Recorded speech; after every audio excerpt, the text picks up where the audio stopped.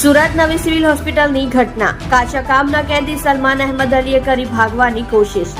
ચોરીના કેસમાં લાજપુર મધ્યસ્થ જેલમાં હતો. સારવાર માટે સિવિલ હોસ્પિટલમાં પોલીસના બંદોબસ્ત સાથે લાવવામાં આવ્યો હતો. આરોપી સલમાન ફિલ્મી અંદાજમાં ભાગવાનો પ્રયાસ કર્યો હતો, પણ પોલીસની સફળતાપૂર્વક કામગીરીના લીધે તે સલમાન અહેમદની બદ ઇરાદો નિષ્ફળ.